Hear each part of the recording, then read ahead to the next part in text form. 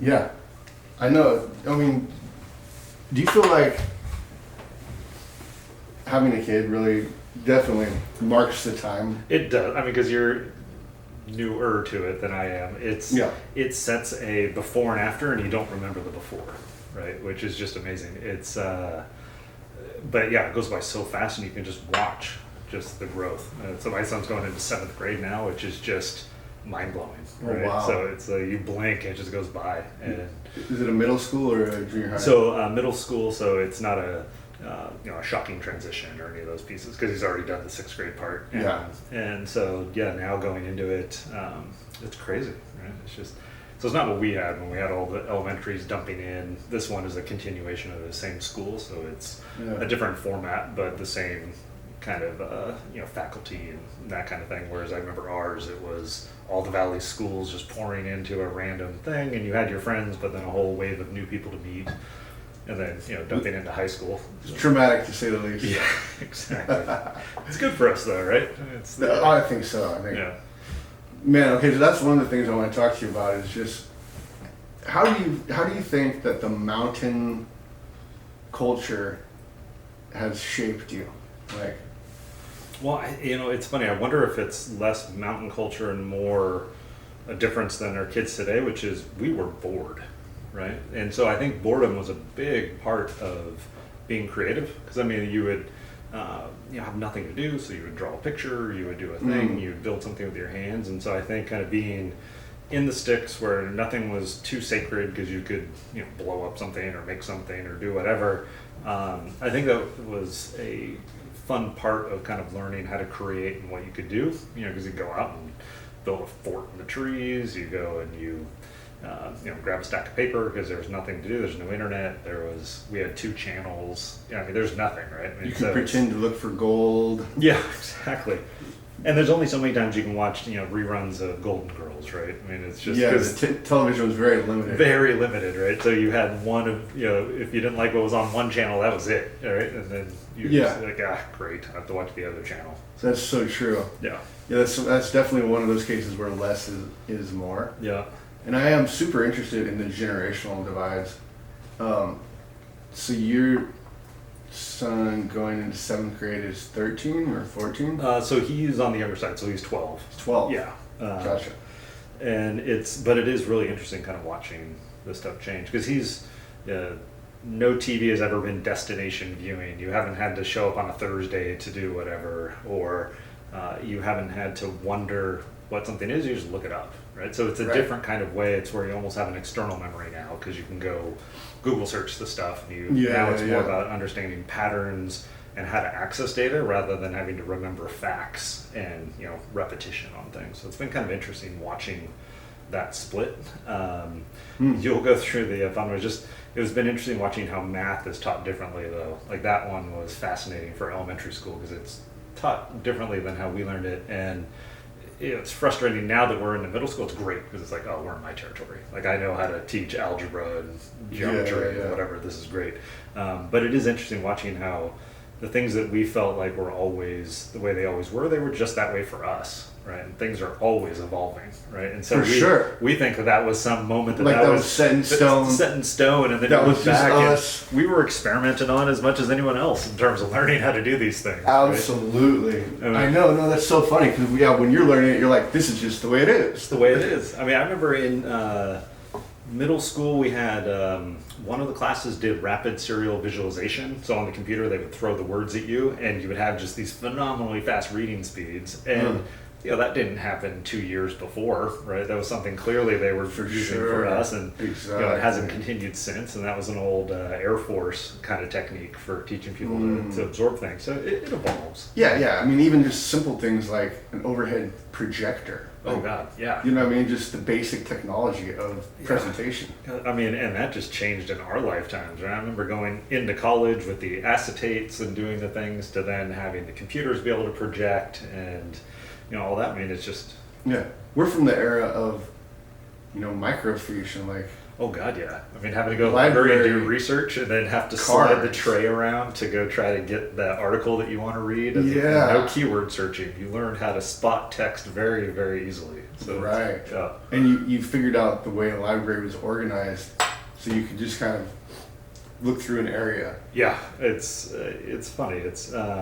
But I love the going from rotary phone to today. I mean, my world's been internet stuff, and I love it, right? And absolutely. But I appreciate how, and maybe this goes back to the whole mountain thing, which is how fragile the technology actually is. And so I'm amazed every time you turn on the light switch. That means power physically made it all the way here. When you picked up the old, wireline phones, there was a physical connection that was completely unbroken getting to you.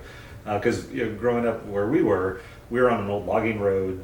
When a tree took out the power lines, we were 3 homes. We were not high priority, and so we learned how to be semi off grid. I mean, we had a generator for the house. We were propane, all those kinds of things, because it's magic that it works, right? And so it's Anyway. No, that's I love it, and that's like I lived in San Diego for about 3 years, and that's one of the things about Southern California that really gets to me. Is I just feel how fragile it is. It's just one flip of a switch and it's all going bad. Yeah, there's no water. There's no. It's a little crazy. Like the amount of water that they need is so vast. Yeah. There's nowhere to store it, so they order it every day. From Northern California, there's a call made every morning. On what they think the demand's going to be for the number of gallons, and they let the aqueduct run for that long. That is they're terrifying. Obviously, they're playing with the certain amount of surplus. Yep. Because it's going to vary, but they don't have more than a day's reserve. That is terrifying. But yeah, so it's pretty amazing though. And I don't know. I think maybe that does have to do with growing up in the mountains, where there is more of a survivalist mentality of, Well, you have to worry about fires, you have to worry about, during the Loma Prieta, earthquake. It's like, okay, well, we have to cook everything out of the freezer because we have no power. Yeah. And let's go feed our neighbors because the food's going to go bad. And so we have to turn the barbecue into an oven and cook all the Costco pizzas and, get those out to everybody. And it's just a different kind of mentality. For sure. And it's one where I still don't feel comfortable if the gas ever drops below a quarter tank, because you always wanted to have enough gas to where you could get to the hospital, and the hospitals were so far away that you just had that. Whereas now I live 2 miles from a hospital, but I think that still just sits in the back of your mind. Yeah. I mean, what happens in our childhood is so formative to us, right? I mean, it becomes everything that's unconscious to us, everything that our instincts are molded when we're young. Yeah, absolutely. So I wanted to talk to you a bunch about art today, but especially art and business and how they overlap and how they intersect, but also how they do in your case, because I don't feel like it's always the most natural combination. Just to provide context, you and I were in the college prep classes in high school. Yeah. So we were pretty much in all the same classes. Yep. And we know all the same people. But you and I were artists among that group. Now you were a valedictorian. You were just a solid, disciplined academic, and you also did art. Yeah. How did you come to that? Well, I mean, I imagine the creativity piece is similar to what you've experienced, which is you get in these modes where you have to make something. You have to put something out in the world, right? And art is one way of doing it, and business is another. But I found there's some art pieces or even drawings when I was in high school, where you just felt like you had to draw and you had to do something. And so you would just spend the time and you would do the art and do it. But then if you were to then the next day try to replicate that same picture, you wouldn't be able to, because you just weren't in that same creative zone. And but I do feel like it's in our society we try to do the right brain, left brain split. It's a bit of an artificial split, which is creativity is wherever you make it, and you've got the ability to try lots of different things, and you don't ever have to be the best at anything. There's always going to be someone a lot better than you, but that doesn't mean you can't take pleasure in what you do, right? I mean, I remember, in high school it was all about life drawing and trying, because all the things we had comic books and we had other stuff, so the things that we looked at and we replicated was trying to do more photorealistic and doing drawings. I remember there was another guy in high school who was a phenomenal comic book artist, and it was just, and so you always knew, okay, he's going to be better than I am at this kind of stuff. That style, yeah. But that doesn't mean I can't enjoy trying to do something very different. Who was that? Do you remember? Was it Hayden? Hayden. He was an amazing artist, right? Great. And I don't know what he ended up doing, but I just remembered his pieces were just phenomenal, right? Whereas I was much more of a reference artist, right? So being able to have a photo or have a physical thing I was looking at to draw, right? Yeah. And even then, it's looking at the photos I do, or the drawings I do off of a photo versus the drawings I do off of real life.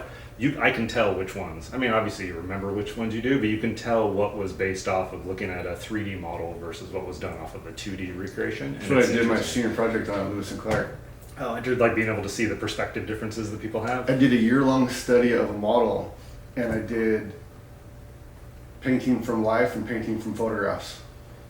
It's amazing. It's so different, right? And it is totally amazing.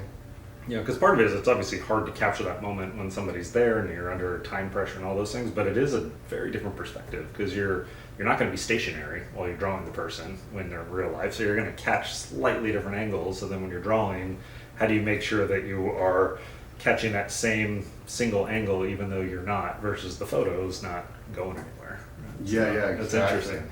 And it's the temporality of it too, right? So even if it's like a still life, even if it's not flowers, even if it's just bottles, like it's gonna get moved around and it's never gonna come back into the exact same place, you know?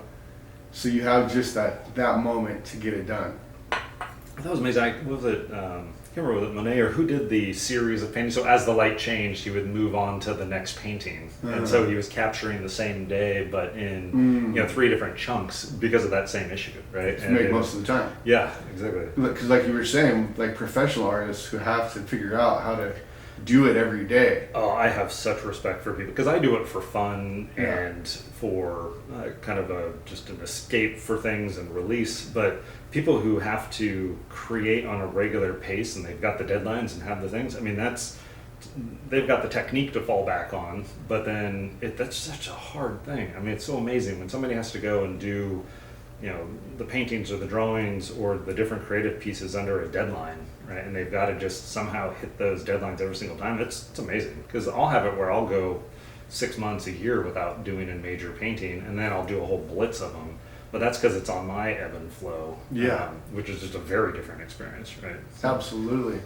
Now, but see, what I immediately wonder is, okay, so what would happen if Ryan did that? Like, just actually sat down and worked on the technique, and then if you just produced, not when you wanted to, but if you did the Jerry Seinfeld, do it every day, check the box kind of thing, and then kind of but it also see what you do on the question is, so are you retired permanently, or are you going to do other things in business, do you think? So I'll do some other things in business, but not a operating role again. So not actually running the businesses myself. Cool. So this was my second company, had an exit on, and then this is one my wife and I actually built it together, and so we built it up, about 40 people in the company, sold it about a year back, and then I was the CFO, and so there's always a transition point kind of for the CFO. So I was there for 6 months, got everything transitioned internally, and then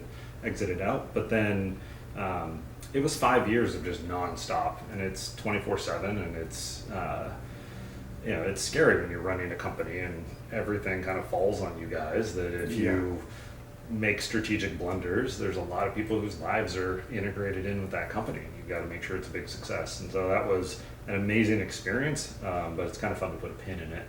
And now I can help other people with things, but I can do it more on the more along the lines of, here's the mistakes I made, or here's the things that worked, and just give sort of my perspective. It's ultimately their company, and they're going to have to run it the way they see fit, but it's probably going to be much more on the advising side of things. And then doing more on the nonprofit side and kind of giving back a little bit.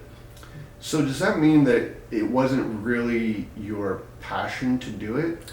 This one was. Building stuff is absolutely a passion, and Yeah. I think that's where a lot of the dry spell in doing art and those things going, because you pour your creativity into something else, right? And Yeah. so, whether it's having a very compelling storyline in a presentation, or it's designing the new office, or doing things. So there was a lot of creative outlets that you could do in addition to kind of your day job. We were a virtual chief of staff, so we went out, crawled the web, parsed all the data, and there's a lot of math, a lot of technical things to do.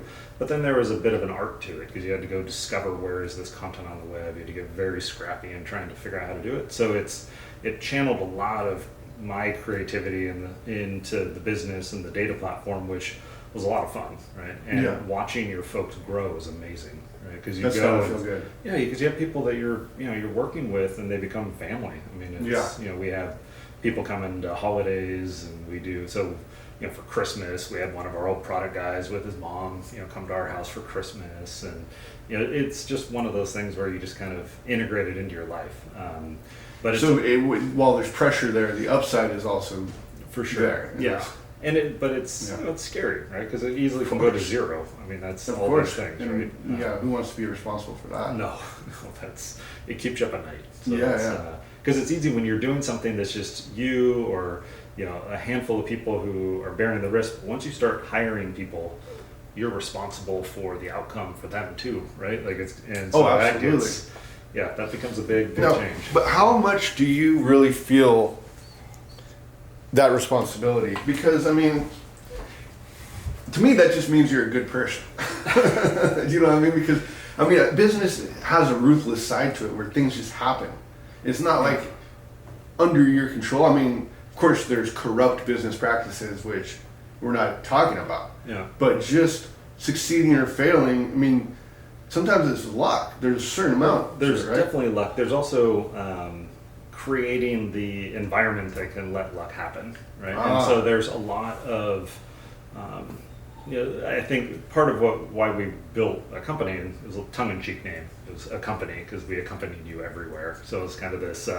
Love the name. So it was fun. We knew we were signing up for the who's on first kind of thing, but naming is a hugely difficult thing, and trying to get trademarks and all the other legal things. But on the branding power of it too. Yeah, and so it gets, so we want something that was memorable. But in terms of, kind of the reason why we built that company was we wanted to sort of bring the human relationships back into meetings, right? Because it's very easy when you go, and if you're meeting somebody, if you haven't seen them in years and years and years, you want to be able to say, okay, how do I very quickly remember the name of their kids? What are they into? What's going on with them in the news? How's their company doing? So you can solve all that so that you can let the human interaction happen. And so that was kind of how we built it. And so it's easy to have some businesses that feel soulless and do those kinds of pieces, but we were doing things that really were about just the dynamics of meeting people. And so it became a very interesting sort of networking piece. And one of the things we realized is networking is about giving back out to your community. At some point you may have an ask, or you may never have an ask, but it's treating your network in a way that's non-transactional, right? And so how do you grow it? And that's what I love about at least Silicon Valley is you can grow the pie, right? And a lot of things where me helping out an entrepreneur, I'm going to do it, and I don't even think about consequences of if they're successful, is it going to hurt me, and do those things. And I think a lot of people who've tried to replicate sort of the experience in other geographies and have had trouble with it is if it's a small market, it's hard to go and feel like everybody can grow the pie, because you feel like if they're successful, it comes at a cost, right? Whereas for us, but in terms of just the soulless part of businesses, it's also a scale thing, right? I mean, it's when you're running a really small company, you're doing stuff, you know each other, it's a family, you do the pieces. And then as it gets bigger, it becomes more of an organization in and of itself, right? And so it definitely becomes a different experience. And so I've always loved the smaller company feel. Yeah, that's super interesting. So where do you feel like, because talking to you, I mean, I know you as a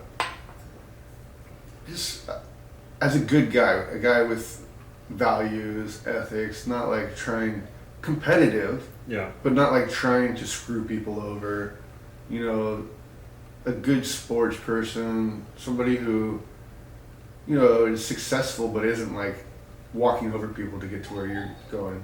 So where does the risk factor come into it? Because it just seems like, well, yeah, I was kind of thinking about it just in terms of how to raise our son and kind of things, which is you want a life with plenty of mistakes but no regrets, right? And so you can be competitive and you can push, like try to win and try to do things, and sometimes you'll fail, sometimes you'll succeed, you pick yourself up and you learn from it, but as long as you never get into the gray area of your own personal ethics, there's no regrets to the mistakes, right? And so, I've had failures along the way, but you just look at it and say, okay, well, that formed who I am now. Yeah. So how did you learn that? I don't know. I think, I had personal loss when I was younger, and you sort of learn to just dust yourself off. And I think it's pretty forming, right? When things happen early. And so then, and also it used to be, I would compete for the absolute, right? So it's like I was trying to get 100% on the test. I wasn't trying to beat somebody on the test. Right? Interesting. And so you were competing against the thing itself. Yeah. And then that way it's not like, oh, I'm doing something better than the next person. It's just, did I ace the test or not? Right. Got it. And I think having that more abstract view of stuff helps a little bit, because then you're not feeling that type of competitive dynamic, right? And then you end up being more internally focused on your competition. Because like, did I meet what I could do, right? How am I doing compared to me? Like, am I reaching my potential? Because I'm not a great, athlete or I'm never going to beat these people who are amazing and have stuff, but I can beat my personal scores. Oh, exactly. Right? And I can do something that I haven't done before. I can try a different technique and see if it works, right? And maybe it won't, and I just paint over and keep going, right, until you get it to work. And it's you're not always going to succeed, but failure is stopping. I think it's the big thing, right? Yeah. That's great wisdom. Now, in creating, so I agree. Okay, so just the will, the urge to create, this it's just something that's in you. Yeah. And then finding ways to channel that and be productive with that are aligned with your personal values is that's kind of your. Yeah, and I think there's and this was a personal choice, and other people can go the other way, which is, I did business for undergrad, did an MBA for grad, kind of just realized that I could do something that I'd be very good at as a job and a career and kind of do it, but my creative passion didn't have to be kind of what my livelihood depended on, right? And it's hard. So if you pick a creative path and that is the way that you need to pay the bills, right? It takes some of the joy out of it at times, right? But also it's hard. So like I didn't go down the route of being a creative, a painter or an artist or those kinds of pieces. I decided to go more commercial, knowing that I could always do that on the side, right? And I could still kind of have fun with it, right? Totally brilliant. Yeah. And things I wish I had done would be, had done, a minor in undergrad, and kind of not just been tactical, because I just sort of cranked through undergrad. I would have loved to have done a minor in art or a minor in architecture or something where I spent the extra time to go do something else that was very interesting. That's what I'm saying. Like, if you had done that full time, what would you be doing in that? But who knows? But who knows? It's all, and it might not have been successful, and you could be in the gutter right now. And I may never have enjoyed doing things, because I didn't pick up painting again until, I don't know, 30 maybe. There was a big gap. It was after college I would do the occasional drawing on things, but that was it. And then the painting was just more of a, hey, well, let me just try this acrylic stuff. It's easy to clean up, doesn't require a mess. I can paint in the house because I can just put tarp down. And do you remember the exact moment when you started painting again? I do, and that painting's in the office, so in my old office, so it's still there. And it was one where I made some kind of blunders on how to paint the stuff, because it was I didn't know all the techniques, and I hadn't been taught how to properly use acrylics and things. And but I just tried a bunch of stuff, and you just kind of play with it, and so it's been interesting kind of doing. So that was not a huge canvas, but it was, I don't know if you remember Aaron Brothers. I think they're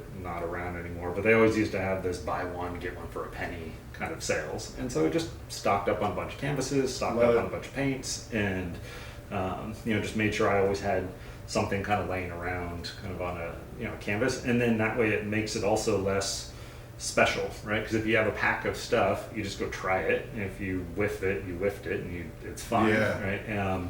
To whereas if you have just one thing to go do it, you're less apt to experiment. If you have one nice canvas, I'd rather have a bunch of ones that I found on sale somewhere and shoved in the garage, and then I can pull them out as needed, right? Yeah. And then I'll often paint with two canvases where I'm doing the main one, and then I'll be cleaning the brush off on the other one, so you or don't doing waste something the paint. else. I don't waste the paint, and then who knows what funky little accident will happen, right? Because sometimes like that's the better painting. Sometimes that's the better. And you're like, well, I spent all my work trying to get this thing right, and I looked down, I was like, well, I could tweak that a little bit, and it's got a much better feel. That's actually how I got into abstract painting. Yeah. I started liking what was happening to my palette better. Yeah. I was like, why don't I just do that on there? Yeah, exactly. I'll do it in bigger format. This is great. I think, anyone who plays around with paint long enough is going to find some of that. Yeah. Well, and I think it also depends on just what you enjoy. So I mean, going back to sort of our high school days of doing the fine art pieces, it's the duration to satisfaction was just so long, right? Because you go and it's like, I'm going to work on one piece, and you're going to go photorealistic, and it's going to take you days to complete.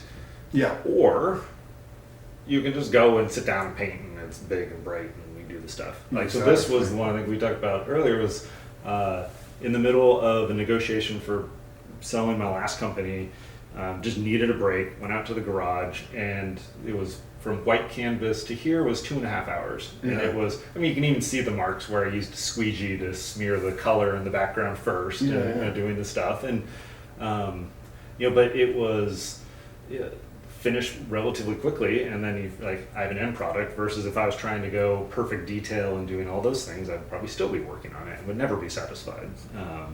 So it was fun just using the medium for what it can do. And there are people who do amazing things with acrylics. I mean, just stuff I could never even hope to do. But I just love that I do this, and I put the paintbrushes into some water and rinse them off, and it's done. Nice.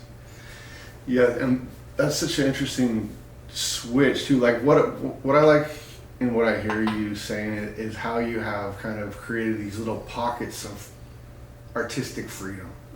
Yeah. And it's like the most valuable thing for an artist to have. Oh, for sure. And just having, I mean, even things like, so every presentation we did, for board meetings and doing stuff, I would always do something in Photoshop on the cover and then a closing slide. And they wouldn't take much time. I mean, you just go and you're kind of doing something, but it would be putting your logo into a different thing and kind of having some fun. And it just, it was a 10-minute sidebar, right? But it gave you this little bit of something, and you got to have that, kind of a little bit of beauty kind of into your life, right? And, having something that looked good. And even though it's, the presentation, right? You could at least make them aesthetically appealing, right? And it doesn't take that much time is the thing too. So Well, and that's again where business and art for sure dovetail, because for one thing, there is always an aesthetic component to anything you put out in the world, whether it's an email or your business card or your website. All of that design reflects something about you. Yeah, and I think some of it too is the selection is also part of the design, right? Absolutely. So if you are someone who's not comfortable with, building websites, or you don't know Photoshop, or you don't do things, then part of your creative outlet can be finding the right template and finding the right piece and finding the stuff. Because you did create something. You took something that somebody started from, but I don't mix the paint. I don't make the canvas. I don't do the stuff. I'm taking the tools that are out there and making a later end product. And you can absolutely do that, and you should be proud of the outcome. Like, you don't have to write every line of code to have good stuff. You're running a WordPress site, and you found the right template, and you did a couple of the right pictures, and be proud of what you created. Absolutely. I mean, okay, you think about other media like film. You can't do it all. No, I mean, there are those movies where it's like Eddie Murphy will be like 10 different characters, but someone's got to run the camera. Yeah, exactly. Say cut. I mean, when you do these bigger projects, they're always going to be collaborative. Yeah. It doesn't make them less creative. Yeah, I think that's a great way to think about it. I hadn't really even codified it, but it's use the different tools that are out there, and you work with people to create an end product that you can be proud of and happy with. And so I just feel like I just hate when people say, oh, I'm not creative, or I can't do this, or I could never do that. It's like, yeah, I'm sure you could. Like, everybody can. Like, some of it is technique, which you can learn, and some of it is just getting creative with knowing what you can do and what you can't. And if there's something to where you're like, you know what, I'm never going to get the perspective quite right, I'm not good at doing the thing, then do something totally different, right? And then, or embellish the fact that you don't have the good perspective on the drawings, and just do something creative, right? And totally. I mean, it's such a broad term. Yeah. Creativity. It's like exercise. Yeah, exactly. Like, and it's not like I can't exercise. Oh yeah, you can. You can walk. Whatever you. I mean, if you can't walk, if you can only lift your finger, that's what you can do. Yeah, exactly. And so it's not a matter of like I can't do it. It's what can you do, and how can we get you to do more of it? Right. I like that. But okay, so the other thing that jumped out from your website, as well as having creativity on there, because it's one thing to do like business and then do your creative work on the side, because you don't want to have to feed your family based on your creativity, because who knows if you have a 3-month stretch where you have no good ideas, and then and the market has to like your stuff. And the market has to like your stuff. Right. So I 100% get that. Yeah. But sometimes when you see that, you see people who don't even have their art as a public part of their persona, but you have it there on your website. Yeah. So when did you decide to make that part of your professional appearance? Like, I think it started more with the startup, right? So it was, so for some of the art in the office, instead of buying pieces, so we were a startup and you want to be super scrappy with your money, and you want to make sure you're spending it properly. I just took a bunch of blank canvases, some paint rollers, and just did a bunch of abstract art for the office, right? And so then people in the office started knowing that I like to do art, and it wasn't a weird thing that, being the numbers guy, I also did kind of art on the side, and then I would work with our designers on a lot of stuff. And so things like, I didn't design the original logo, but then I would do the Photoshop effects to, have some fun with it. And then the designer said, oh, let's take the pencil one you did and we'll make that into a t-shirt. And so it was fun to kind of be a part of that. And then when it came time to do just a personal website, it's like, well, why not do just, throw up the stuff that I like to do on the art, and people have questions on the stuff, and it's like, well, I'll just show you what I have. Most of the pieces are just things I've done for the house and family and that kind of stuff. And then a couple of my pieces are, one of my investors, she and her husband have very disparate art tastes, and then somehow I was the Venn diagram for their art. Oh, wow. And so a couple of the pieces from the office I gave to her, because it's, she was the one piece. The first one was the one piece that she and her husband liked, and then that they both liked. She's like, all right, we'll just take that. I'll sign the back, and off it went. And then she framed it, and I had most of my stuff just raw canvas, and it looks gorgeous. I was like, it's the coolest thing ever to actually see your piece go hang in somebody's house. That's awesome. But yeah, and so in terms of putting it out there, it was just nice. It's always been part of your identity. It has. I mean, I've always kind of been someone who likes to doodle and likes to draw and likes to do that. My mom was fine arts in college and was always have doodles all over, a pad. She'd be on the phone and. Oh, is that right? Something. Yeah, and so Where did she study? It was Santa Clara, and so back in the day. Yeah. But, and then most of it was just self-taught. So she was just she had a couple of art classes, and then she just liked. Always had a pencil and a legal pad. Would just be on the phone, and so she'd be doing fonts for the alphabet, and then doing kind of everything as she's talking to people. And, interesting. Wow. And so it's fun. So I found some of her old notebooks from the 60s, and it was kind of fun being able to preserve some of the stuff that she had and watch kind of her stuff evolve too over time. That's super cool. Where do you think you got your interest in business? I think that was so my dad's, he started his own business when I was when I was 8, and so kind of got to watch the whole startup kind of thing go. And it was construction, but watching it go from, okay, I'm going to go build this thing, have to build, physically built the office, on the same parcel of land, and kind of watching that stuff happen. And so it was seeing the work that goes into it. The other was just being pragmatic. I mean, it's just one when I was thinking about what I wanted to do for school. I went into Berkeley undeclared, and then was kind of thinking, You did? yeah, and so wasn't sure kind of where I wanted to do, and then in the first, I think maybe in the first semester, decided to shoot for business as my major, and so just kind of cranking through all of the the lower division things you had to do, because I felt like that opened as many doors as it closed, right? So. And then coming out of that, I ended up doing management consulting. So we'll go into businesses and help them solve problems and do kind of those pieces. And a lot of that was just trying to find my way and figure out what was most interesting. Mm-hmm. And then over time, it kind of evolved that I started helping a lot of companies. That was as a private contractor, or? No, this was there's a big firm called McKinsey, and so this was based first out of San Francisco, then London, Tel Aviv, Hong Kong. So kind of did the world travel-y thing. Did you get that through an internship or through a connection in school? Or? Yeah, so it's my communications professor was also the dean of the undergrad at Haas. And so then he offered me an office gig in the summer because he needed someone to do some office work. And then from there, he just started opening doors. So he introduced me to somebody at McKinsey, and then I talked my way into being an intern. So they didn't do undergrad internships in that office, but was able to talk my way into being an intern there. They only did MBA internships. And that was probably because you saw it as a door that opened many doors? Yeah, exactly. And it's, as an industry, kind of, learned about in business school and kind of seeing how people do it, but also just realizing you could go try a bunch of different industries, a bunch of different functional type roles, and then see what you like, and then jump in. Gotcha.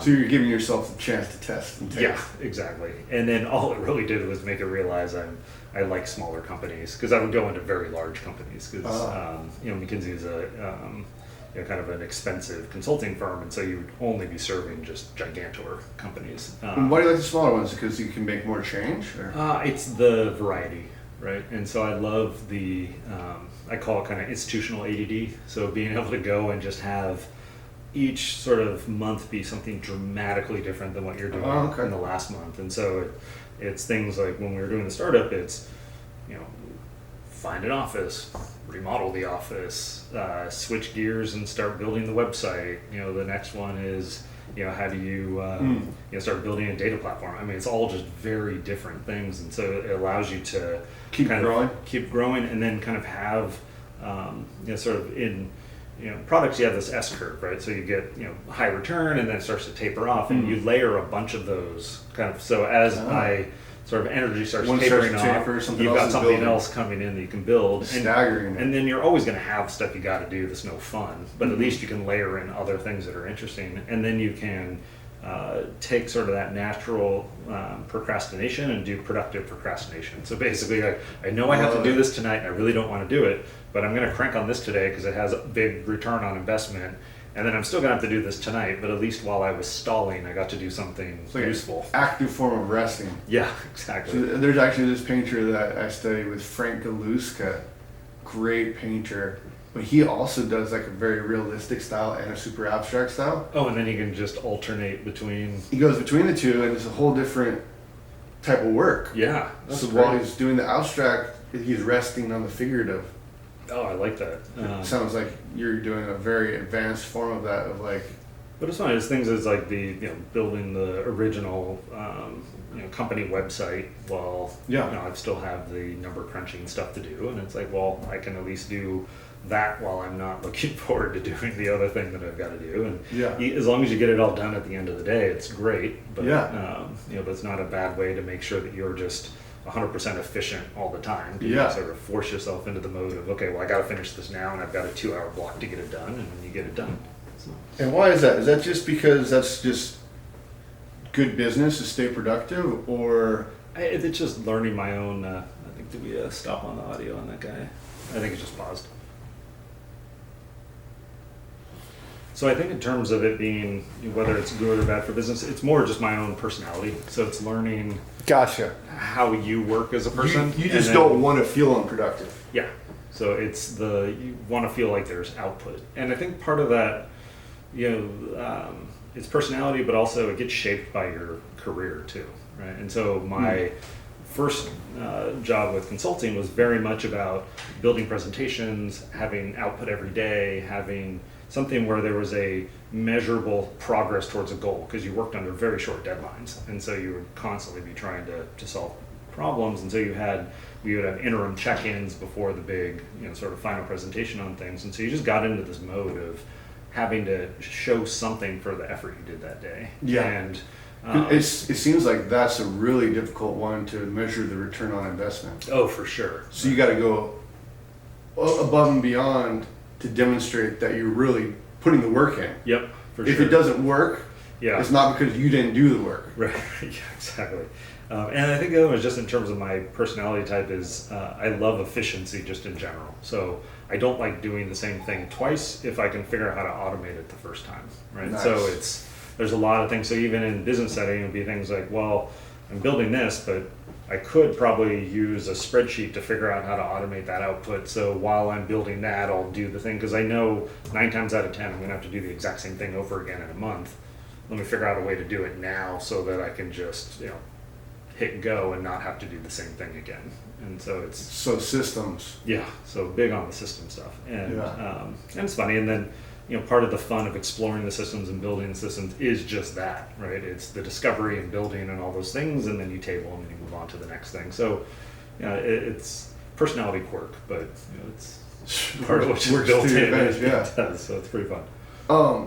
Okay, the other thing that jumped out at me, I thought it was cool how you were multidimensional in like who you are in your presentation of yourself. One of the things that stood out to me was the values for your business, for Accompany. Yeah. And I wanted to ask you about that, because you also mentioned earlier how you feel like there's that saying, luck is the residue of design. Yeah. You were kind of alluding to the way you design a business optimizes the chances. Yep, for sure.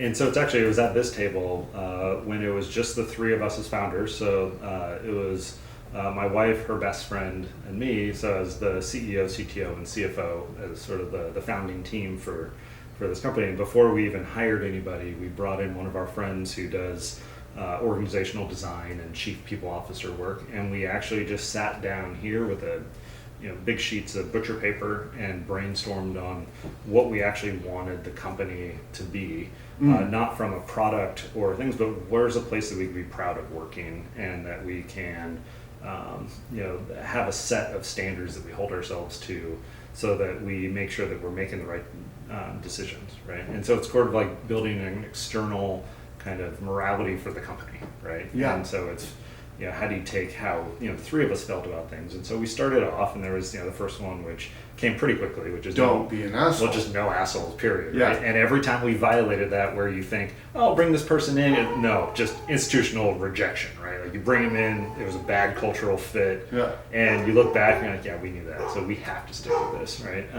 And so it was just really kind of thinking about, like, how do we take care of the people that we're doing? How do we make sure that you are an end user for your own product, right? So that you're not building something that's theoretical. It's that you've got to have a passion for what you're trying to fix, right? And so the idea of this being a professional networking tool and meeting prep and all those things, these were all things that we were struggling with as we were coming up with startup ideas.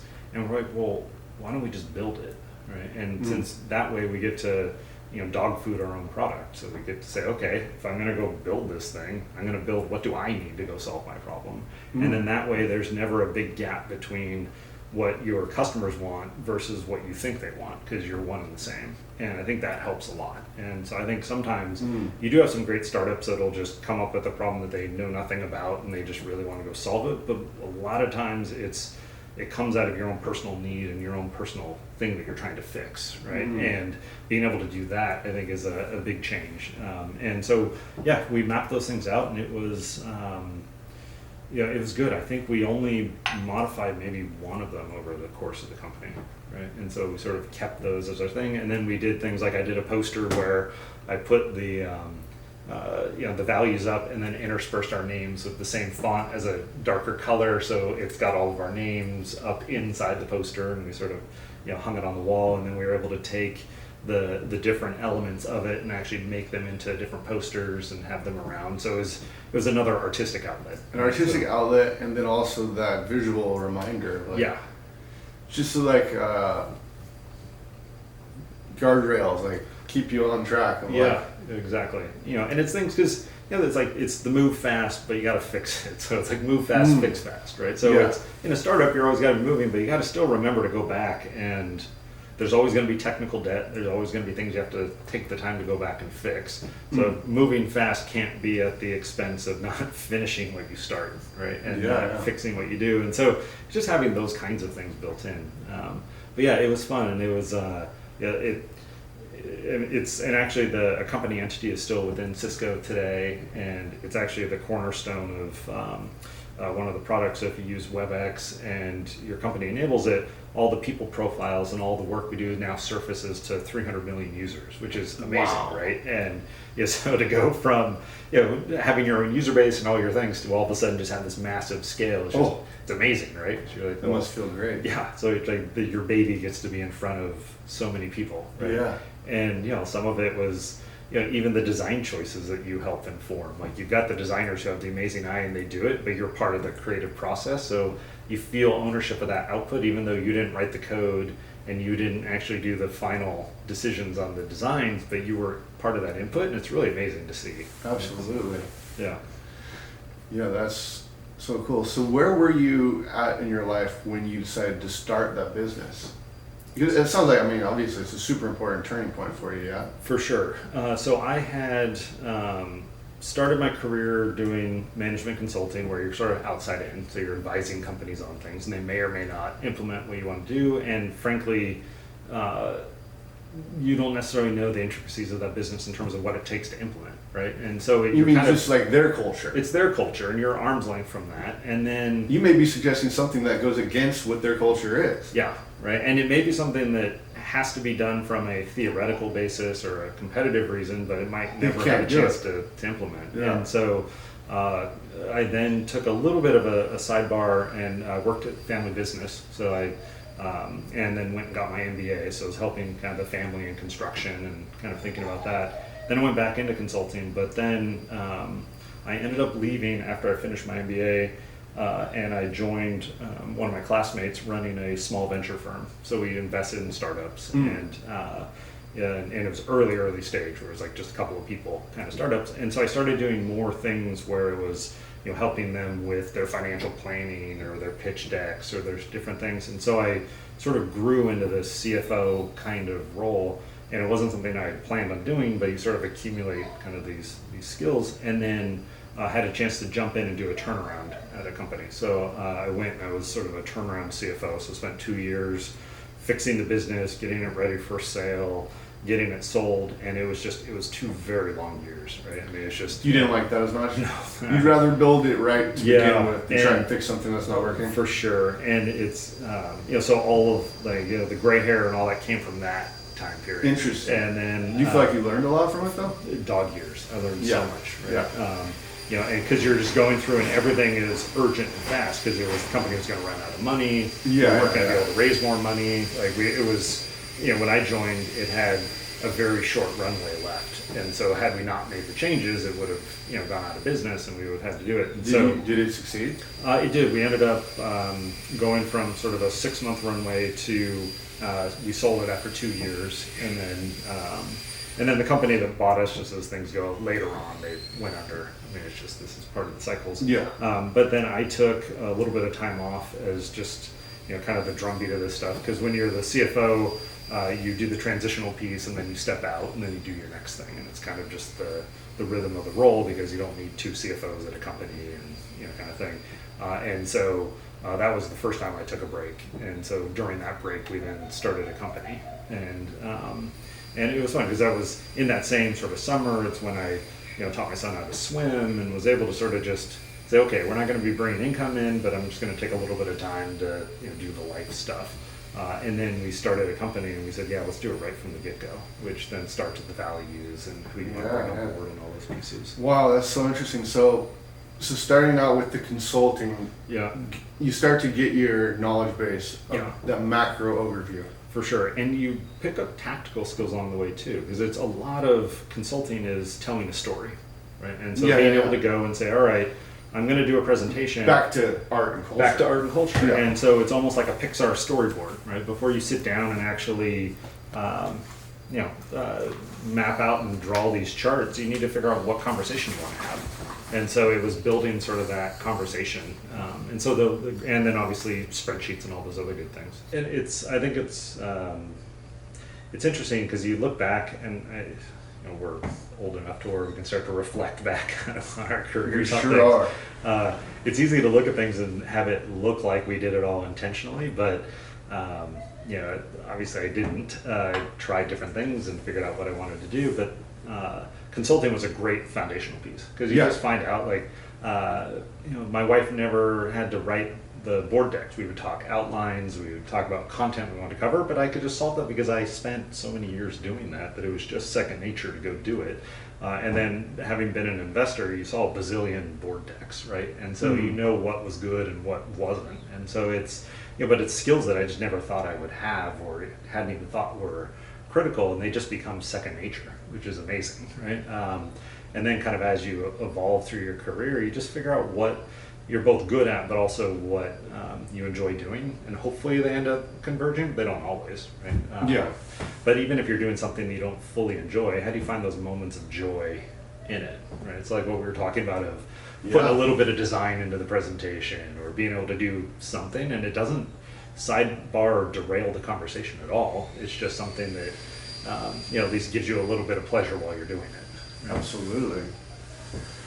No, and I love hearing your story because that's the sense I get. Is it's not like you had like this master plan. God, no, right? But it's more like you just experimented your way through the process of trying things out, and then. Well, and you end up like Liam Neeson in Taken. It's like I've collected a certain set of skills, right? Yeah. Right? Exactly. And then it's like you look back and you say, okay, well, I'm in my 40s, where do I want to direct those skills, right? And then which ones am I good at versus which ones do I want to keep doing, right? And that's kind of figuring out. And a lot of it's just being frank and honest and knowing your capabilities, right? Like you always want to push yourself to the limit, and you always want to operate kind of in the yellow, right? Like you always want to be uncomfortable in what you're doing because you're right on the edge of what you know how to do.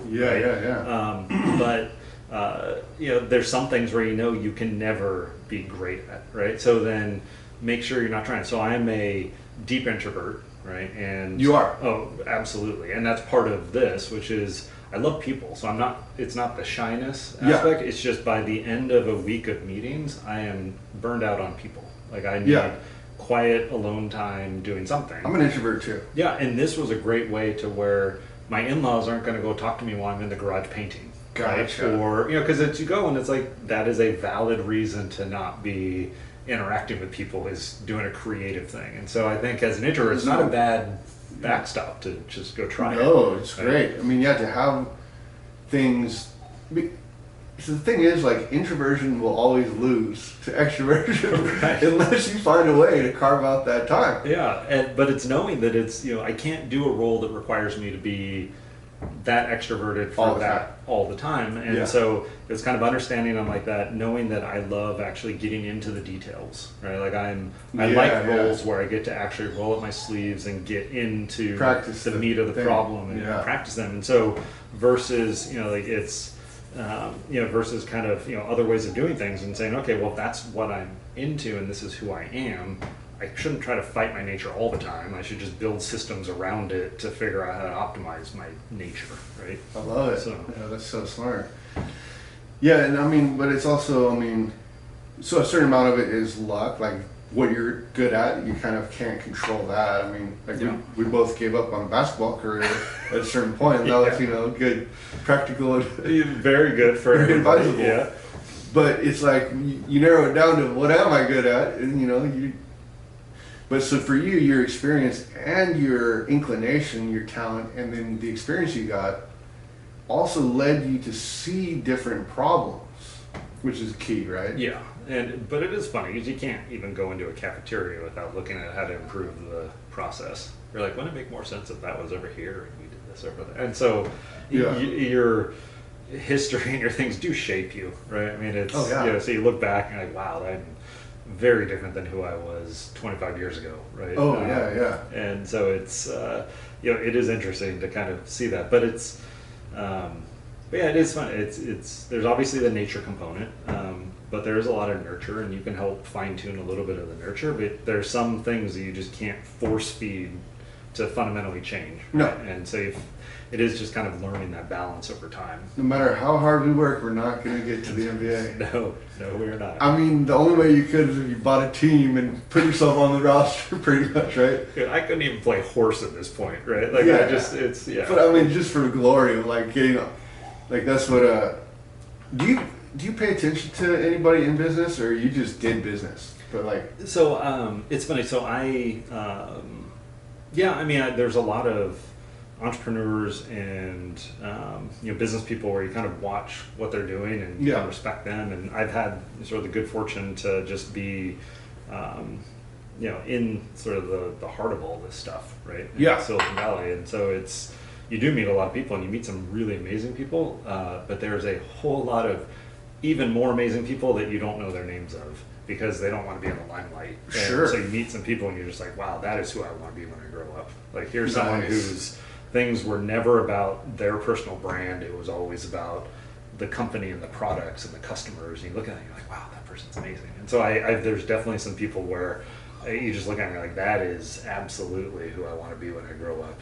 And you tell them that, and then they're like, well, I'm not grown up yet either. Yeah. You kind of look at it.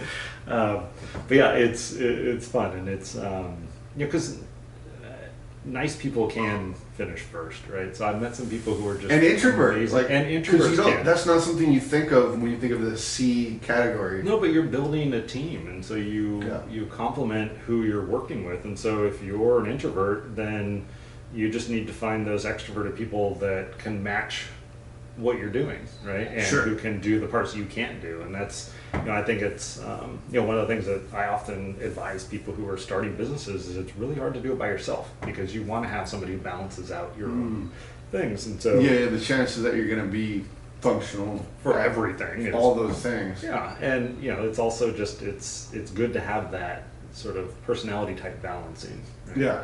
And you know, there's a personality typing tool that we used in consulting, and my wife. What do you guys use? Myers-Briggs. You know, it's kind of a fairly simple 4 pairs. So it's introvert, extrovert, and kind of goes down, and then the last one is you know, judging versus perceiving, which is more, do you like checklists and doing those things, or do you like to fly by the seat of your pants kind of thing? And my wife and I are just complete opposites. Are you? Right.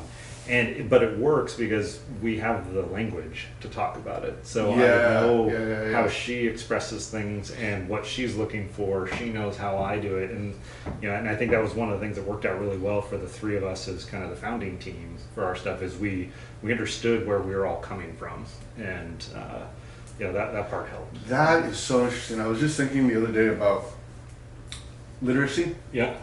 And how when you really think about it, almost all people are more illiterate than they are literate. Oh, because there's so many different ways to read and write, and just, I mean, if you were entirely illiterate, all language would just look the same as like meaningless signs. Yeah.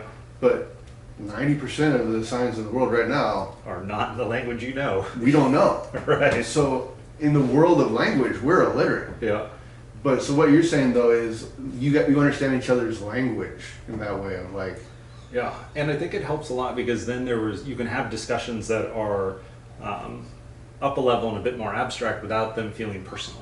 So when we'll have things where you know, I know that, you know, this person wants to receive their natural way of wanting is give me the high level point, don't get me into the weeds. I don't want to have the details. And so knowing that that's how they absorb data best, then you just adjust and you know, talk to them in that way, right? And then vice versa, they know, which is like, you're going to want to go into the weeds the moment, you know, you kind of start getting into the stuff, and you have to have a pace and a tolerance for that with the person, right? Which is kind of the crux of your app in a way, isn't it? Yeah. It's like speaking to the person where they're at. Yeah, for sure. And we all have different facets to kind of who we are. And so when we first started the app, it was a note-taking app, right? It was really about how do I one eye, one thumb capture insights on this person so that 6 months, 2 years from now, I can pick up the conversation where I left off, right? Yeah. And so it was things like, what sports are they into? What TV shows do they like? Do they paint? Do they like red wine? Do they, like how old are their kids? Who's going into high school? Kind of the personal side of things. And then we realized that's just one part of who you are. You have your professional side too, and your professional side is you, but also your company, right? And you got to know the context of what's going on. And so then that was part of why our mission sort of kept growing, and we ended up building this huge data platform, and we had 300 million profiles of people from crawling the web and 20 million companies. And so we were doing all that because it mattered. When you're meeting somebody, you need to know like something going really well at work or not, right? And what is their career path been? And we're not all on LinkedIn, but there's, you do a speaker bio thing somewhere and there's insights on you, right? And then you present it to the person and you let them then use that data and let them kind of, have the human sort of interaction, right? Because who doesn't want someone to do their homework on you? Right? Okay, this is an interesting question, right? Because I tend to agree with you, and I'm not anti-technology. Yeah. I think technology is great. I think that we have to be conscious of how we use it, and it's a process. We're all figuring it out, and we have to keep figuring it out. But I don't think that like it's this huge Machiavellian controlling demigod. No, I think it's freeing. If I think about the amount of effort, like what we were talking about going, like previously about just trying to go to the library to go find information on things. Yeah. Right? The amount of time that was spent doing that versus I instantly found it right now. That's free. So how is that a negative thing? Right? No. So the speeding up can be scary because it means the pace of life gets faster, right? But if you use the technology the right way, it just totally frees you up to actually focus on other things in life, which I think is amazing, right? I agree. But so I think this is a widely misunderstood aspect of digital media, is the whole question of data. Yeah. Because basically what you're doing is curating data in a way, right? Oh, absolutely. I feel like people have this fear of people using their data. But like when you say it as doing your homework. Yeah. Well, and I think it also depends on how you use the data, but also what the data sources are, right? So we didn't use interaction data. So we weren't looking at anything which is, I have no idea what your shopping patterns are, or any of that kind of stuff. What we had was, what did you put out on your blog? What did you put out in the world, or what is kind of out there in terms of biographical information on you, right? Yes. And then how do we use that to say, okay, let's find the right Jake Thomas so that I can then go find an article on you, about some great, photography stuff you've done that I would have had trouble Google searching and finding, right? And we would just serve it up to you and then let you actually do sort of the next steps. The sort of machine learning and the pieces that we did do is we would help point people on things that might be helpful. So we would say things like, hey, you guys both went to school at the same time, and this person was in your network, might know them because they were both VPs at the same time in this company. So we would give you kind of things that might help with the conversation or get that conversation started, but it's still all about you figuring it out. So it was publicly available data. So none of it was signed in data, none of it was privacy, data. So it was all privacy respecting data. Yeah. And then there was no usage stuff, right? Because I think that's where it gets scary, which is insights being generated on me based on stuff I didn't know was being watched, right? Versus if somebody goes and they print out my bio that I put on the web, I put my bio on the web, like so. Of course, it's there, right? That's game. how I'm presenting myself, and so that's complete fair game. Yeah, but it is. I mean, it is culturally, there's an age cutoff on sort of comfort level, I think, on that on some level, and then there's also just how public and private do you want your life on things. Like I'm very private on Facebook. Like I hardly put anything out on social media, right? But that kind of fits with the type of person that you admire too. Like when you're saying, like people who did great things for their companies, yeah, but didn't seek the limelight. Yep. that would have more to do with your character than with. Well, I wouldn't. It's just, but it's a preference, right? I mean, because it's the, I just, for me, it's not what I want to be known for. And so things like my website was me just feeling creative. Yeah. I wanted to build a website, and I went and kind of cranked it out. But also, it was just ways to say, this is me. I've got lots of different things I'm into, and why not put them out there? Yeah. But then I don't put them out on, I'm not going to tweet out about it or put it on, Facebook kind of thing. So, do you have any ambitions to like do a show of your artwork somewhere? Or? Maybe at some point. I mean, it's definitely one where, I'm proud of what I've done with the pieces, right? Yeah. And so it's something that, you look at it, and I'm sure you have the same thing where you look and you're like, God, I captured this shot, and it was a moment. You're like, how did I get this perfect? The lighting was right, and you got stuff, and so you capture these little moments, and you're proud of them, right? So it would be interesting to do sometime.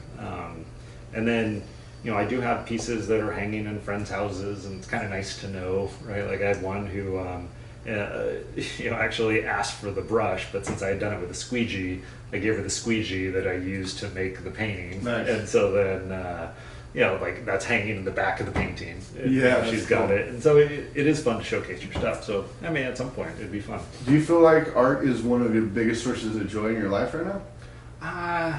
I mean, I think it's in the top 5, but it's family first, right? Yeah. So I mean, it's watching my son grow into the man he's becoming, right? Oh, wow, It's watching my wife kind of do amazing things in the professional world, and those kinds of pieces. But it is kind of in the rank of personal things that I definitely enjoy. Yeah. You look at it and say, hey, that's pretty cool that I did that, because again, I'm not going to set any records riding a stationary bike or any of that kind of stuff, but it's a creativity thing, and it's an outlet, and it's building something, right? Yeah. What else would be in your top 5? So family. Well, I mean, it's family. It's kind of watching the business that we built continue to sort of grow and do kind of great things. The work kind of doing with the cancer nonprofit. So there was an ESPN sports commentator who passed away within a month of my mom with the same cancer, and that foundation's named after him. And we raised a lot of money for cancer research for that.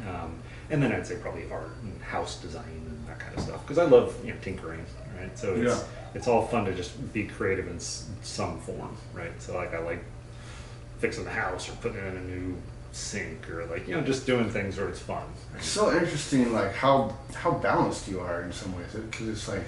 But it's a way to relax, right? Like I don't meditate, and I don't do a lot of deep introspection or any of that kind of stuff. So this is my way of kind of just taking a break and being in the moment, and just kind of being in the flow. No, I get that, but I mean, it's like you got stuff from your mom, you got stuff from your dad. It's like. Yeah. It's just interesting how you kind of just took the best of the things around you. Well, it's fine. Again, it's not built that, with them. Yeah, I mean, I think we all have great things about like our parents that we liked, and things that we wanted to do the same as them, or we want to do things differently. And it was kind of part of the just figuring out who you want to be, and also knowing that you can morph who you are, right? Like you can grow. I mean, it's my wife and I have changed. You believe in growth? Oh my God, totally. Yeah. I mean, I think it's. I believe in growth. I believe in risk taking.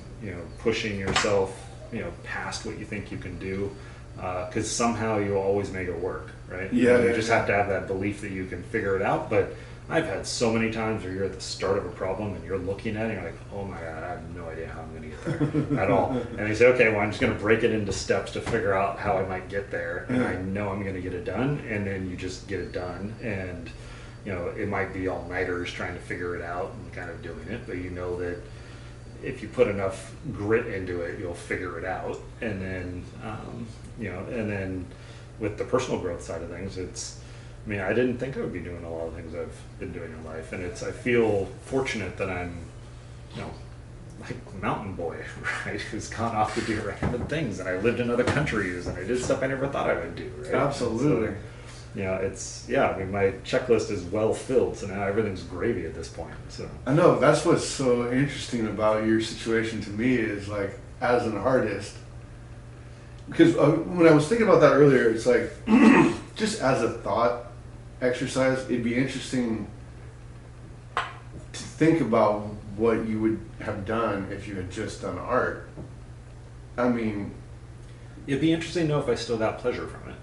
Like that would that'd be one of be the a very things interesting I'd want to thing, know. right? And then knowing kind of how do you get the pulse of your audience, so you're building something, like you're designing something that they're going to want that meshes with what you enjoy doing, right? Because it's hard, right? Because you're building Yes. art and you're doing things and you're doing it for yourself, but then somebody has to want that, and technology Yeah. helps because now you've got this platform Feedback. where people can see it, you get feedback, you can sell it through other But people channels. don't even know what they want sometimes. But they don't know what they want, and then They could be wrong. yeah, and until they buy it, like And see how much they like, want it. that's It's great. easy Like to all just- feedback is great. Like little this is tap, amazing. I tap, like walk. it. It's great. Yeah. Like perfect. Do you like it enough to buy it? Right? Yeah, And, exactly. so it's Yeah, the market is always gonna tell you something. yeah. But it would be interesting. But I mean, I think it was like you kind of alluded to it. It would be fascinating to see if now I took the time to work on a lot of the techniques, right, and then Yeah. kind of evolve it a bit to where I can work on things even if I'm not feeling inspired. Kind of Yes. still have output that I'm proud of on stuff, and that would be interesting to kind of see. Yeah. Because like I always kind of had that philosophy as well of like I'm going to make my money doing something else than what I love to do because I didn't want to make the thing that I love Work. I didn't Yeah. want to spoil it. But then when I started doing photography for a living, what I learned is, oh boy, you're gonna push yourself Yeah. way harder. And then it's like the more you do and the better you get at it, the more inspiring it is to you. Yeah, where you feel yourself bursting past limits, right? Where Yeah, and then it is a response that you get when people respond to something. You've got your thumb on the pulse, and it's just hitting, and it feels good. It's great getting that feedback from a model, from a client, from the public, and so it really accelerates. So now I would almost tell younger artists, start selling your stuff early. Yeah. Don't make it be just for you. But I also like that. So I mean, both things can work. Yeah.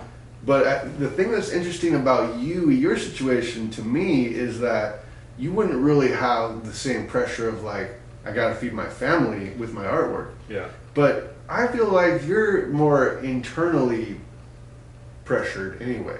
For sure. I mean, it's I've always been I set the bar internally, and I don't know where that came from. Like it was always just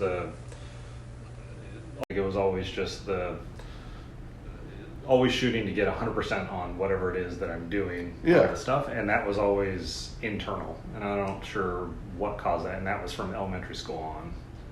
But yeah. That's what I really like about your work now too, where there's a looser quality to it. Yeah, it's kind of fun, right? It's fun, and it's like, it's interesting because it shows a different kind of growth. Yeah, it's a type of confidence, right, coming out, and it's willing to live with the mistakes and then actually have some fun with the mistakes, right? And so I think it's that whole thing of having, enough supplies and enough paint and enough things to get creative and not having your tools be so sacred to where if you whiff it, you just keep going and you have some fun with it. And yeah, I mean, I think all of kind of the paintings in here, I would say there's very few that are what the original painting was. And it was kind of taking the mistakes and morphing with it and kind of working on it, it's fun. Being with it and kind of working on it, it's fun. But yeah, it's kind of interesting. So it is kind of a different way of looking at stuff and isn't necessarily what I've done, but also since the output has been for me, I can do that, right? Yeah. Because I'm not trying to do something, a deliverable for a client. Like, I'm just doing something where I'm like, oh, that was neat. I didn't expect that to work. Yeah, exactly.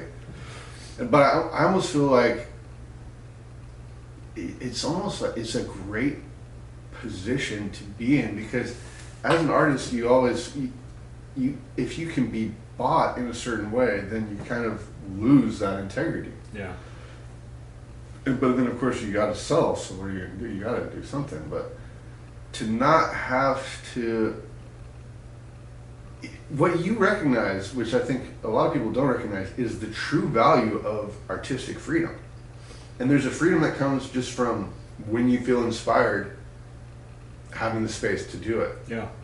And I think it doesn't require a big space, and it doesn't require a big spend to go do this stuff. I mean, it's like you took pictures. My workspace is a sheet of cardboard I throw down that I pull out of the stuff, and half my painting is done kind of on the ground, so if I make a mess, it's fine, right? And I can just fold the cardboard back up, and I use inexpensive tools. I mean, I go to IKEA and I buy the squeegees for 99 cents, and I do the stuff. And so if they're, they get too gunked up, they can, get the next one, and you have some fun with it. And I think anyone who wants to play around with stuff, I mean, acrylic's great, right? I mean, it's like it's super easy to clean up, super forgiving. If you whiff it, you just paint over it once it's dry, right? And people will be amazed at your amazing texture on the stuff, and what they don't know is there's 3 paintings under there because you couldn't get it right, and then you just went abstract on top of it. Oh yeah.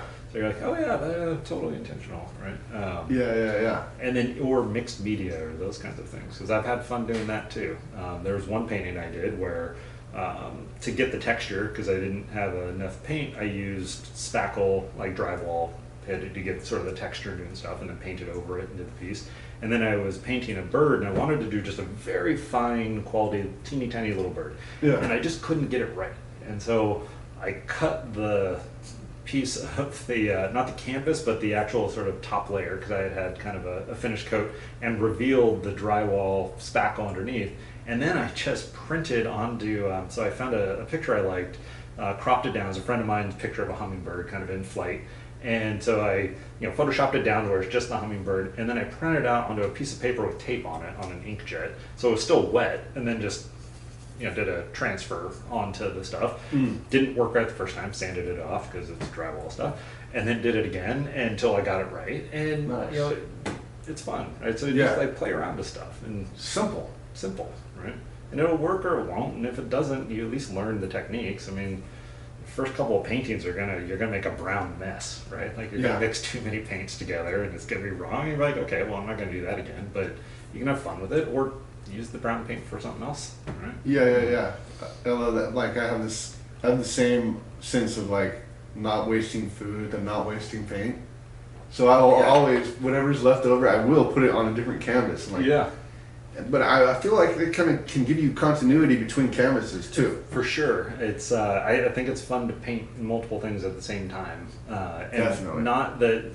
You have the one that's your primary, and then you've got the secondary or tertiary one that you're kind of doing the stuff. And so I had extra paint, and so I did 3 canvases this week, where one was a complete failure canvas that I was just trying to get enough paint to cover up the color that I hated. It didn't turn out at all how planned, but so as I was doing the others, I just kept adding more stuff to it, and that ended up being pretty fun. And I ran out of white paint, and then I had to use other kind of stuff to try to get the color in, and it worked. It's kind of cool. So I think I'm gonna give it to my sister-in-law for her place, because the colors look good, right? That's right. Why not? So. Do you, how's the rest of your family feel about art? I mean, it's a lot of the family has pictures, right? Yeah, that I've done on the stuff. I think it goes back to that whole other creative outlets, right? And so my brother sings, plays in a band, has sort of that creative outlet. Has a baby now too. Yeah. Has a baby. He has his second son now, and so he's got that. My dad's been building just beautiful swimming pools and spas forever, and so that's sort of his creative outlet. And now he's finally started sort of redesigning his house and doing kind of other stuff. And so you do find just those other creative ways of doing it. And so I think there is probably like a creativity vein running through the family. Right? Yeah, for sure. And it just manifests in different ways. Yeah. Do you have any other visual art buddies in your clan though? Like, no, this is kind of all just me doing it for me. Yeah, so just done it solo. Yeah. That's super interesting. What about, do you like to go look at art? I do, and it's funny because some of the pieces you look at and you say, well, I can do that. And it's not that, it's like there's some pieces that, I'll go to MoMA or I go do things and you're like, well, I didn't come up with the idea, so I'm not going to sell this thing or do this stuff, but let me go try to replicate it. And so it's like we were talking about the Barnett Newman zips and doing the things where I didn't come up with that, but I want to do an interpretation on it. And so I don't like how sharp his lines were, so I would use the strip to start, but then I would still paint it out and kind of get blurred edges on things. So it is fun to kind of go look at pieces and go see stuff. On the fine art side, I mean, it's amazing. Like you go to like the Museum d'Orsay or you do something, you're just like, oh, wow. Classical. I mean, it's amazing. Or even just the Impressionist pieces, right? Oh, and yeah, you just go, like, that is just a whole People other have been level of doing skill. this. And They have doing been it in doing an it. amazing way. Right? Yeah. And so, yeah, I mean, mine's just for fun, right? But, I haven't talked to folks about art. It's always just been kind of me doing it and just, as people see it, somebody likes it, sometimes it goes home with them. Yeah. Yeah. It's interesting. What about like contemporary or modern art? Do you? It depends on the piece, right? Because it's Yeah. very, like, you look at some stuff and it'll either speak to you or it won't, right? And, I think a lot of times people confuse the simplicity with a lack of technique, right? And so, like, you look at things where, like, if you look at Picasso's life drawings that he did, which were just phenomenal when he was a kid, right? And so, and then you look at kind of how he was trying to get things down and be as simple as possible, like in the end when he was doing his basic, like the simple line drawings, or even that footage where they found the light stuff that he drew, like where they did the long exposure of him doing something. Oh yeah, I love that. It's, it's pretty amazing when you see that. And so there's some modern art pieces where you just go and you get it, like it's got a form and an emotion and a thing, which is cool. And then some you look at and you're like, I don't get it, but I'm not the target market, and art is great because there's billions so of people much. and there's Endless. someone things. might like this or love this, and you don't have to. Yeah. So And I also feel like a lot of the time it is that context of understanding like who this person is, why they were making these choices. yeah, And like I've always looked at Picasso as that kind of thing that sort of created ethic for me, where I felt like if I was going to break the rules, I needed to show that I could play within the rules first. yeah, But then one of the things I love about Picasso is when he starts painting, there's a freedom to what he's doing, where he isn't beholden to the natural world. He's not going to make it look. yeah. He's going to make it look the way he wants it to look. Yeah. No, and I think that's what's so interesting when you look at some of these guys and their different styles. It's also watching how consistent some of the styles are on folks. Like, that's impressive to me in and of itself, because I'm doing random one-offs, right? And I'm trying new things. But a lot of these I don't know if I can ever replicate. Whereas you look at these guys, there's no question that is their style, that is their thing, and it's amazing, right? It's absolutely, yeah. Right now, have you been to the Museum of Modern Art since it got redesigned? No, I've been up there. It's pretty amazing. It's the couple who founded Gap. Yeah, the Fishers. The Fishers. They started this art collection, amazing, huge art collection. So then they donated it to the museum. But right now there's the Warhol Museum is going on. Oh, interesting. And I gotta make it up there. I can't miss it. It's like the biggest retrospective since the 90s. But what do you think about Warhol?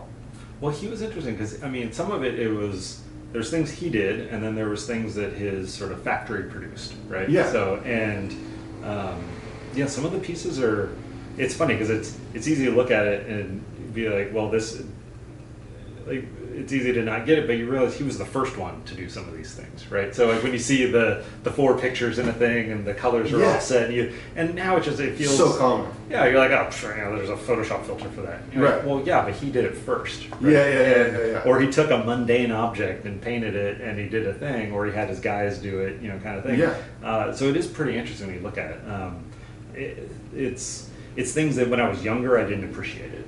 And whereas now I think I totally do, where it's doing something for the first time or to try to do a different way of looking at the world is, it's impressive. And I think we often take for granted things that are now so interesting. And I've seen that actually with my son, where I'll show him a movie that is a classic, like something that I loved as a kid, and he feels like he's already seen it or seen elements of it because that was the first version of it that then since has been Everyone used is every thing. drawn And from, yeah. you know, and so it's interesting realizing there are some roots, and obviously those had their own roots that kind of led into that. So how far back do you go? But you know, Yeah. but it's fun. Or it's, I mean, we're at the point now where I'm hearing songs that are remakes of the remakes. Like I remember the originals, and now it's a sample of a sample of a thing, and it's funny. This is super interesting. I feel like we're at a weird place with movies right now with that. With the remakes and the reboots and the things where it's some of them are really unnecessary, where you just go, Yeah. but then you look back and the pacing has changed a lot. So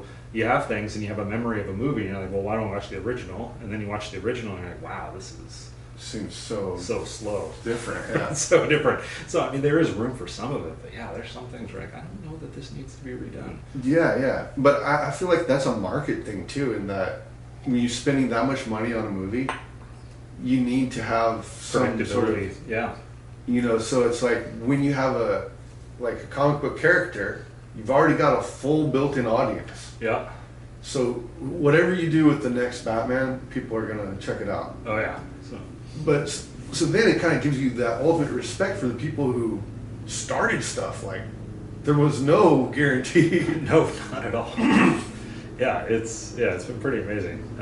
It's also fun now because it's our generation that's doing a lot of the the media that we now consume, and so it's fun watching our childhood now become mainstream. Oh right? yeah, and watching things that I never thought, like the Marvel Cinematic Universe, that was never going to happen when we were kids. Oh, you didn't even admit that you read comic books, much less be able to take your wife to see movies. I mean, it's just so different. That would be that mainstream. Yeah. Or I mean, I just was reading this article about how how many programs there are at universities now for gaming.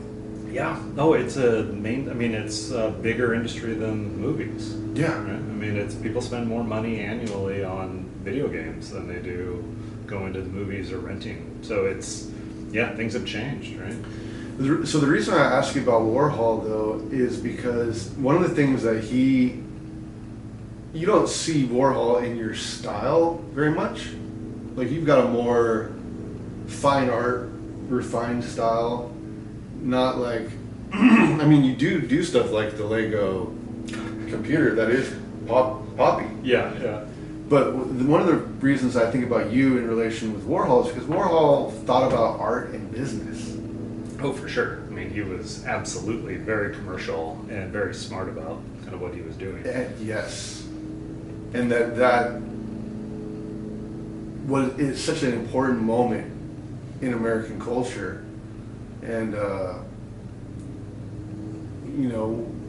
when those things were separate, when they finally came together, it was like so many more opportunities opened up. Yeah. But it's interesting. I mean, because two parts to it. One is it's kind of fun not doing Warhol-esque, but leveraging the fact that I can take a nice picture of this, go print it on plywood onto a different thing, and then have a whole different experience. So my dad has a copy of this, but it's printed on a random piece of plywood that has its own texture, which then creates a whole different piece of art, right? Exactly. And it does that stuff. So there's interesting things we can do that are sort of an homage, like an homage to what he did, where it was kind of playing with print techniques and kind of doing those kinds of pieces, which I think is great. But even sort of the classical artists did a great job reusing, like Rodin, right? There's the one with the three people, sort of the statue where they're all sort of heads down. Well, it's the same statue.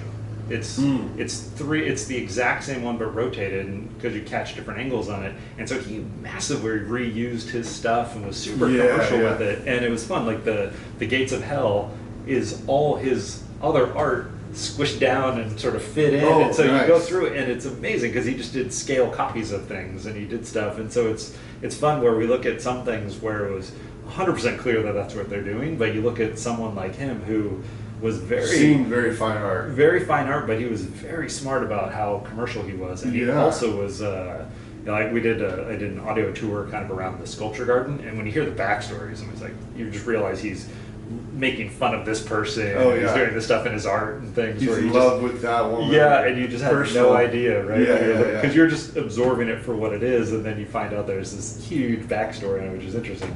Definitely. But yeah, it's fun being able to reuse stuff, and so I've been kind of playing around with that. Where it's nice to like reprint something and reproduce Bring it back in a way. images. Yeah, and then you can play around where okay, well, what would that look like if I put it on? And that's where I had a lot of fun with the business side when we were playing with the logo, because you can do anything once you have the logo in a vector file. Right, go to town and do whatever. Yeah, right? yeah, It was fun doing the digital piece on that, where we would kind of take this old chief dog and I carve them into plywood, and I would use the different layers of plywood to color them, kind of as it carved down, or 3D milling stuff and doing things, and it's fun. Like being able to go and take those digital assets and then make them physical is pretty cool too. So Definitely. yeah, that interplay is super interesting. Yeah. Like 3D printing, does that interest you at all? Yeah, so I actually got the thing that looks like a giant microwave out there is it's a milling machine. So it's a friend of mine's company where it's a carving machine, so it does reduction rather than building the stuff up. So you put a block of things in, you can carve it down and do things, and it's fun kind of watching the process and watch kind of as it does it. So it can mill wood and aluminum and those kinds of things, and it's interesting. I haven't done a lot of the 3D kind of building up. You can make really cool things, but I like the how solid the materials are for the kinds where you're reducing down, because then it doesn't look like it was 3D done. It looks like somebody intricately carved something as opposed to it was a machine that did the carving. It's got a little more of that old school feel to it. Yeah, exactly. And you've got just the physical strength of the material. Materiality, yeah. Because the 3D printing, there's some amazing companies out there, but at that point, these are crazy expensive machines. Sure. And those are commercial machines. Those are not something in a garage kind of thing. Yeah, exactly. Man, so many more things I want to talk to you about, but I know we got to wrap up here. Well, we'll have to get together again sometime. For sure. And have more conversations, because I want to talk to you about, I feel like you've got a very interesting point of view on a lot of important topics. I don't know about that, but Well, I've got a point of view. so your son, I think, is part of Generation Z. Yeah. My daughter is Generation Alpha. They're like only a few years apart, but they're at one of those generational divides. Yep. Which, I mean, I think that when you look at people on an individual case, sometimes their family has more to do with their life than their generation. Yeah. But generations definitely They make an absolute difference. have a big difference, right? So I've been researching Generation Z, writing a little bit about marketing, and the same things, but at different points in people's lives, right? So like the millennials, 2008 hit, they were like finishing college, they had to move back home, job market evaporated, but Generation Z kids were at home. So that was part of like their formative years. There was this recession. Yeah. So it seems like maybe they're going to be more pragmatic, more business-minded, more entrepreneurial, because they saw what could happen to the economy when they were beginning to understand what an economy is. Yep.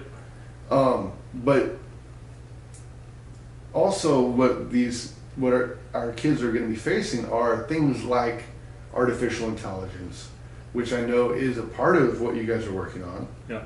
And something that's not if, but when, right? And I think our kids, regardless of the generation kind of piece, our kids need to be far more comfortable with change than we ever were, right? And it's how do you go into the work world knowing that the job you do might go away or is likely going to evolve away. How do you have it to where you are constantly building a set of skills and understanding and things so that you're just changing right along with it, right? And it can be scary if it's not something that you're ready to do, but this generation is probably just going to live with it, where it's more about guiding the technologies and pushing them in directions that you want them to make what you're trying to do, whether it's a business or data or whatever. And it's going to be more of a guiding role, right, than kind of some of the tangible stuff. I mean, I grew up, I think we had the drafting class together, or we did drafting together. I mean, like learning how to physically do drafting to then doing CAD to now to being able to take a picture of the thing and have all those things done for you. Those skills are, it's great that I have those, but I don't need those anymore, right? And, so our kids will never have had to go through that jump. Right. Like I had to show my son like a can opener. Because you just realize like we live in this place where we grew up eating out of canned goods to where now it's about getting fresh produce and about doing stuff like kind of coming full circle, and you're like, wow, these guys actually don't live out of the cans like we used to, right? It's like, okay, here's the can opener, the thing you always push to the side. That's the thing you pop it open, because they're gonna like have the pull top microwave thing or the something. They just don't have the same stuff that we did. But it'll be interesting kind of watching how this evolves. But yeah, so I mean, I've got point of views. I don't know if they're valid, but they're mine. So. We'll get deeper into that next time. But just overall, do you feel optimistic, pessimistic? How would you say that balances out for you? So I feel, just in terms of where the world's headed, or in terms I feel optimistic about kind of where humanity's going in some ways, despite all the things going on in the world. Yeah. The scary part is just the climate change piece of it. Is just where, when we were in middle school, it was about fighting, the CFCs and getting aerosol change, and we felt like we made a difference, and we had the ozone layer like starting to heal and recycling, and then to go, flip to where, what is it, Project Sword, where now recycling stuff is going to get returned from China if it falls, like if it's 2% contaminated, which is pretty much all the recycling. And so then it's a weird feeling to know that it is tougher and that the climate is absolutely becoming more extreme, and how do we deal with that stuff? So that part, right? So every spring at least makes me feel pretty excited when like the produce starts growing and you look at the things and the tomatoes are actually popping out. Like, oh, phew. We still got this year, so this is still going.